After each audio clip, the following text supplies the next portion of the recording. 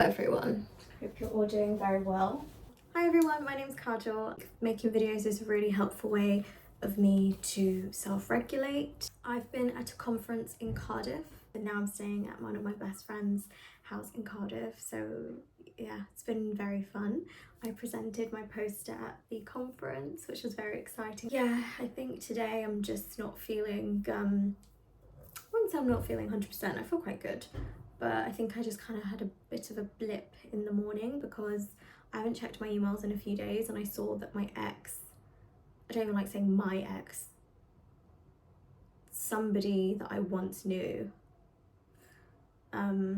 whether knowingly or not, logged into Airbnb using my account details and then made a purchase and then changed it to his name and his email address, so he essentially has access to my personal details. And I think that in of itself just was really, like, I would never, how many times do I have to say I would never do that to somebody? It doesn't really make a difference, does it? I think it just goes to show how little care and respect he's always had for me, and it just goes to reassure me how grateful it is that they're not in my life anymore. How brilliant is it that someone that has such little regard for me, my identity, everything about me, just is not here anymore. Beautiful, peaceful. I think I was also more upset about the principle of it. Like, what is it actually, like, this person was emotionally and psychologically abusive to me, very deeply emotionally and psychologically abusive to me. And I've spent the last 7 months really working on myself, my beauty, my nervous system, my career, my health, my fitness, my mental health, the way that I talk to myself, teaching myself that I am important and I do deserve respect easily. It's not something that's difficult. And just that little moment in the morning, I did have maybe 20-minute cry, but surprisingly, here I am. Actually, not surprisingly, I'm proud of the self-work that I've done. I no longer stay in a state of sadness or disappointment anymore. I'm no longer disappointed by this person's actions.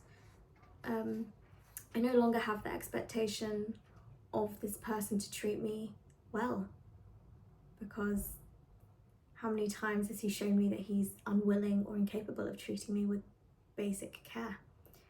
You know, regardless of if we were intimate or in a relationship, it doesn't really seem to matter to him, which goes to show his level of respect for women and for people. And I suppose, you know, I was just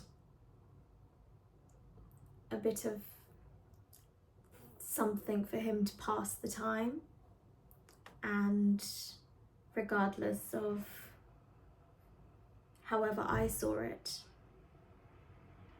it was all a lie. It was all a lie and a delusion, and all of the future things that I'd hoped for, all of the ways that I'd hoped to be treated in the present, it was just never real. It's never going to be real. I was just used for temporary sex, temporary company, and surface level connection because I was easy. I was naive. I was weak because I lacked the ability to have a boundary and stick to it. And I was weak because I was in love. And when you love someone, you see the best in them. And that's normal. When you love someone, you see them through rose-tinted glasses, but I don't have them anymore. I've had to force myself to take them off and see this person for what they really are, which is not even a disappointment anymore, because I don't expect this. I expect nothing. Because they're capable of nothing. Not in a way that's degrading to them, or, you know, I'm sure in their own way they will achieve things and in their own way they will have a meaningful life, but they've brought me moments of happiness but those moments of happiness were part of a manipulative cycle, only used to keep me accessible.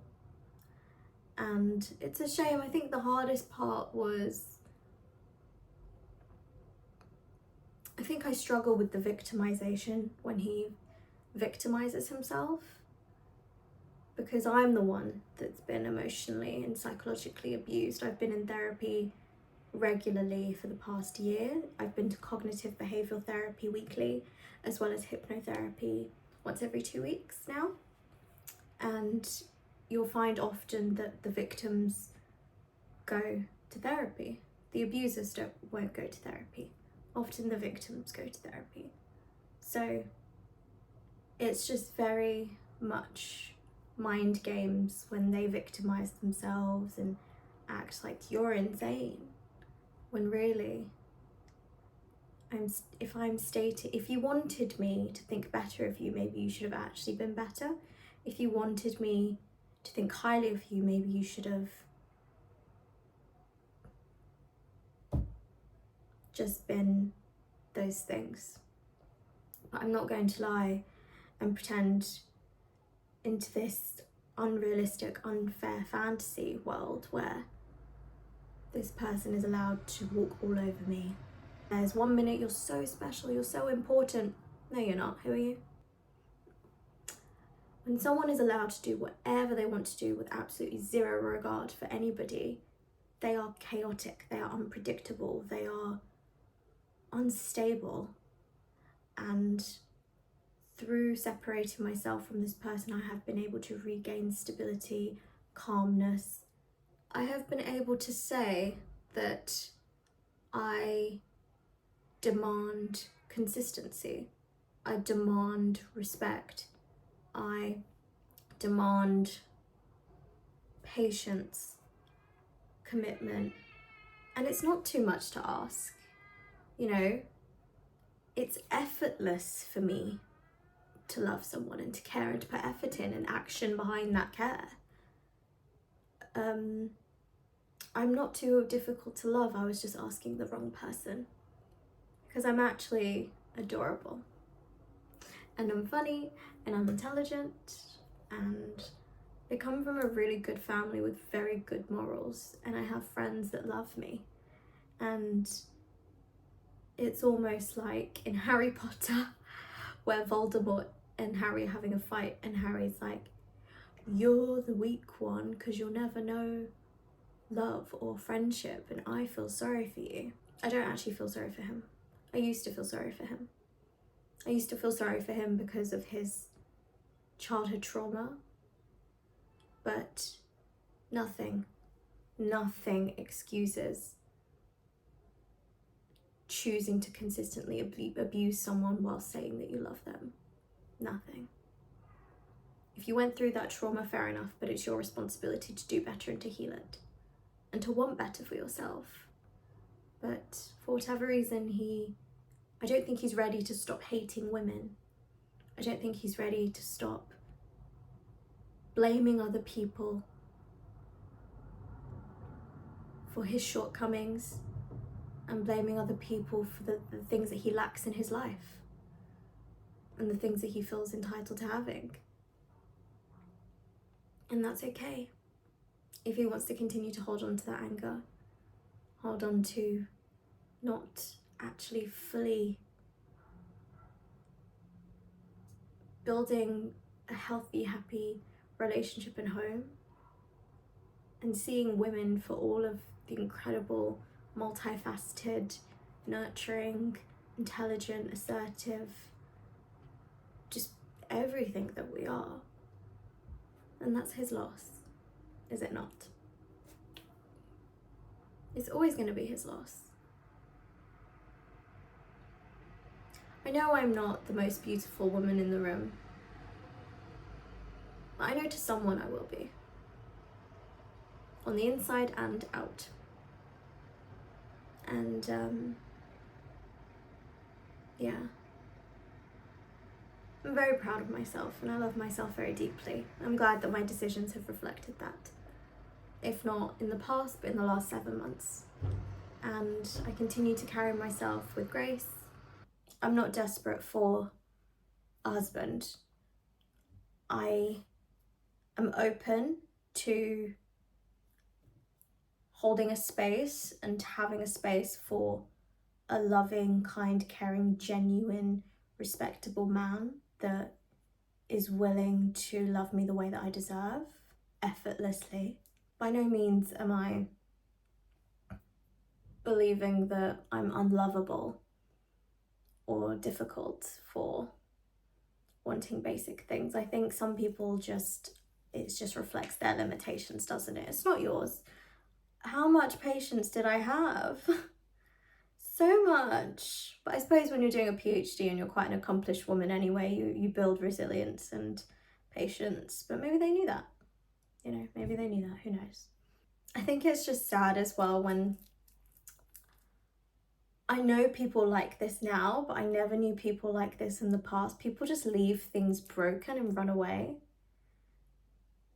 They don't resolve anything. Like if they don't have the tools or the capacity, or they have so much ego where they can't just apologize, or they can't fix things, they're incapable of change, and they're so rigid. And I seem like a broken record, but I think what I find really beautiful is, yeah, like my ex did break me, and my therapist is always like, no, he tried to break you, but he didn't break you. And it's like, no, that boy broke me. He broke me into a million pieces. But again, that's on me for thinking that there was goodness. I think he just wanted me around until I figured out that he had no intention of keeping me around. I was just treated as a bit of fun. But it's in the past now, you know? Because I don't deserve that, and that's why it broke. Because I don't deserve that. It's not in my path. It's not in my path now, in 5 years, 10 years, to be treated like I am disposable trash. Because I am not. I am everything and more, and beautiful, and I am tired. Ugh. What is the point of this message, huh?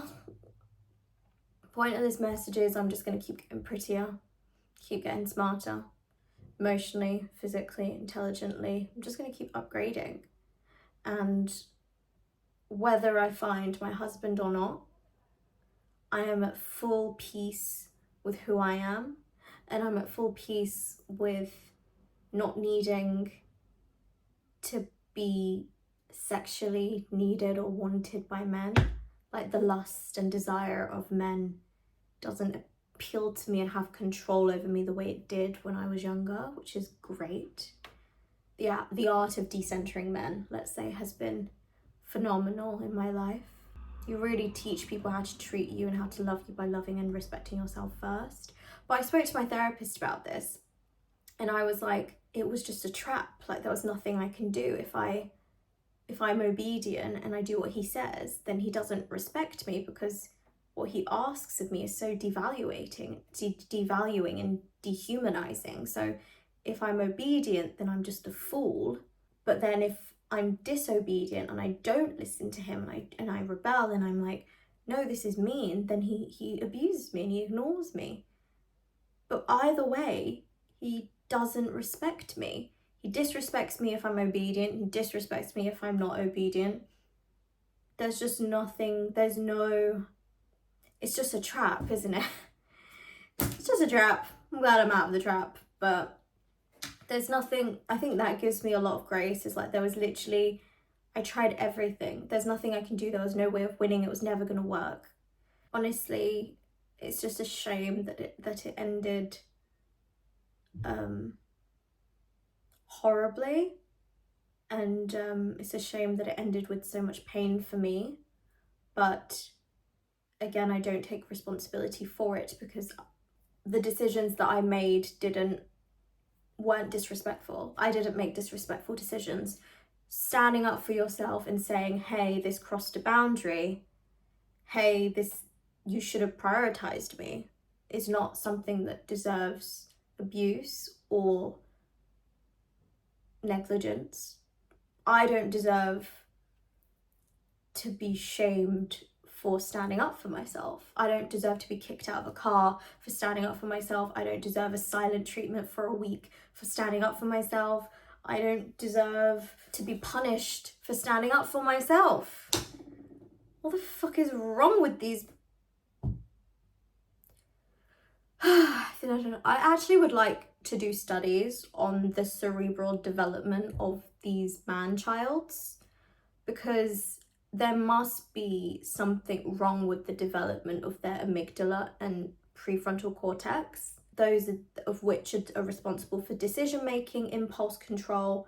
Something must have happened somewhere where they're just not functioning well up there, like properly, like they're seriously to some extent like delusional. Even in Love Island, I'm watching Love Island, and there's this guy called Harry who was horrible to his ex, and yet when she comes into the villa, he's like, I've said nothing but nice things about you, but you've been like putting dirt on my name. Victimized himself, flipped it. Feel sorry for me. I'm not going to feel sorry for you. Your decisions have reactions. Actions have reactions. But to take absolutely no responsibility for understanding that actions have reactions really makes me think there's some sort of neurological disorder going on. Or like, if someone lacks that much awareness and empathy and delusion, like what is, there needs to be studies. I swear, as a scientist, there needs to be studies, because this is just really very dangerous. And I know I'm not the only woman that, you know, goes through this, but when men victimize themselves over things that they've caused, no, I'm not doing it anymore. Look at my face. Do I look like I'm gonna do it anymore? No, come at me. I love the idea of men fearing me now. Like, yeah, be scared of me. You should be scared of me. If my ex taught me anything, it's that never let a man know that he has you. A woman wants safety. Men do not want safety. Do not be his safe space. Stress him out a bit, you know? Because I was so much of a safe space for my ex, and I did everything right, and it wasn't good enough. But then that's wrong, because why should I have to psychologically mess with him to keep him interested? Like, I disagree with that. Why should I have to, oh, today I'm going to talk to you, but tomorrow I'm not going to reply for 12 hours. Just to keep him interested. Like, if that is the case again, why do I want you? It's just, I think that's what children do. It's just mind games. It's pathetic. I feel like a man that's like actually been raised in a happy, healthy home is going to respect safety and stability, because you need to be able to have basic level safety and stability for the two of you in order to grow anything, in order to grow a family, kids, a home, a dog, a future. You need a stable foundation. And that man did not have an ounce of that energy. I don't know. I'm basically just ranting on the internet because it helps me to express emotions, energy and motion. So this is the energy and the motion, you know. Anyway, regardless of whether, you know, that man's stolen my account, man-child stolen my account, I deserve respect, kindness, care, clear communication, real love. And isn't this just a great reminder as to why that person doesn't deserve you? And I'm about to have the most amazing weekend in Cardiff with my friend. And yeah, I'm gonna go do that. Bye.